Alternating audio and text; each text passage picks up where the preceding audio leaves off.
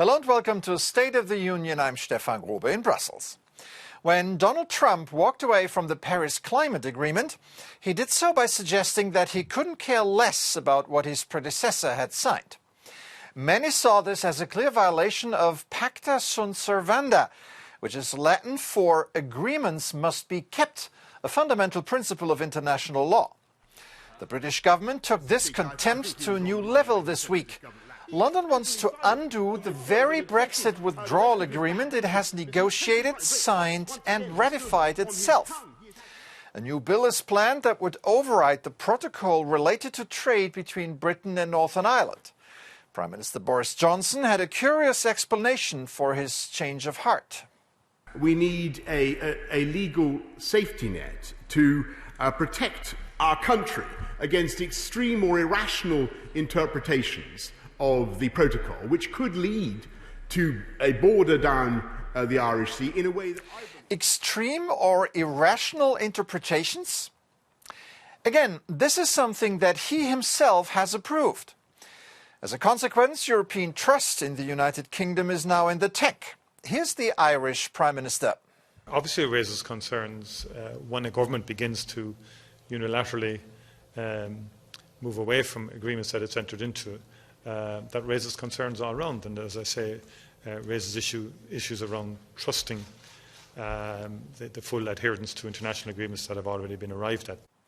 Boris Johnson's readiness to break a treaty as a negotiating tactic in the ongoing trade talks is both foolish and dangerous, wrote The Economist, because it might be used as an excuse to let the negotiations collapse and leave both sides without a deal. And that could be a risk to the economic recovery that the EU took so much pain to orchestrate. But thanks to its massive stimulus plan, Brussels sees Europe well positioned to compete economically with the rest of the world, including the United Kingdom.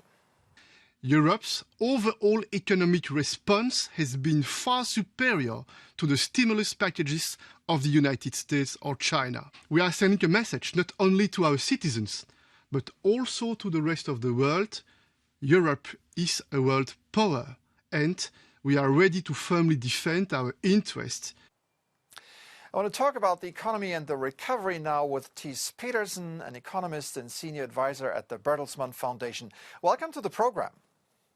Thank you very much.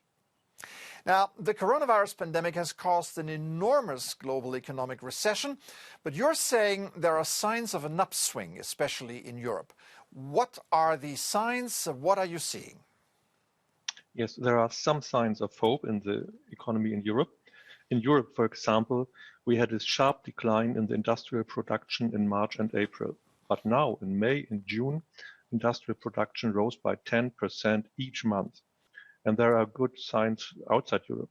China, for example, China passed its economic bottom in the first quarter 2020.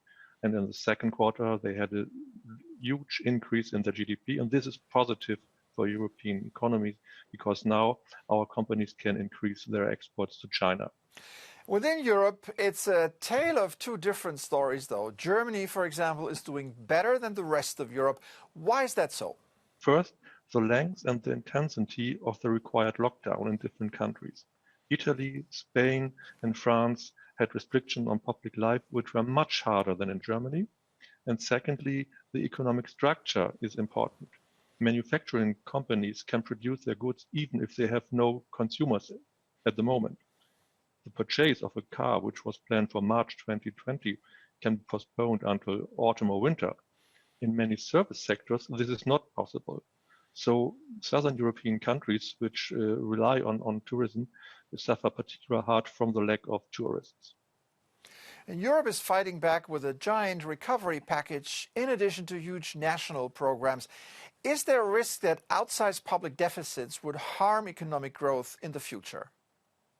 Well, indeed, losses in tax revenues and additional government spendings are leading to a sharp increase in public debt. However, in my opinion, there is no alternative to higher government spendings.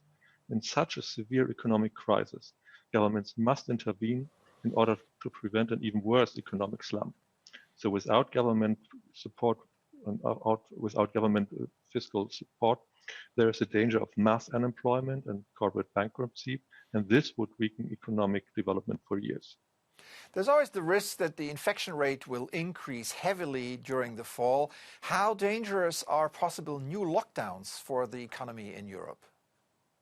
Well, this depends above all on whether new lockdowns, which are required throughout the entire economy, or if they are referred only to regional hotspots.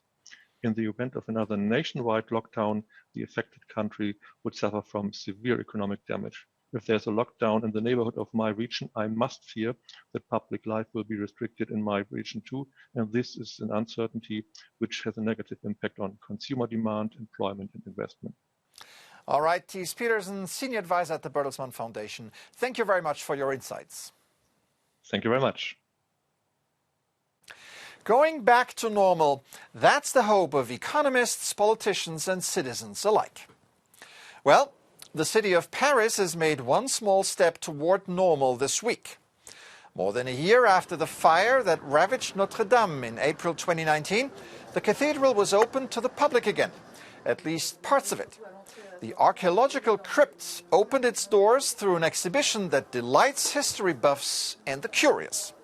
The show is dedicated to two figures central to the cathedral: writer Victor Hugo, who brought the character of the hunchback, the bell ringer, to the world in 1831, and architect Eugène Viollet-le-Duc, who designed the soaring spire that became a victim of the flames. The cathedral itself remains off-limits to visitors as work moves ahead. And that wraps this edition. I'm Stefan Grobe. Thank you for watching. Have a good week.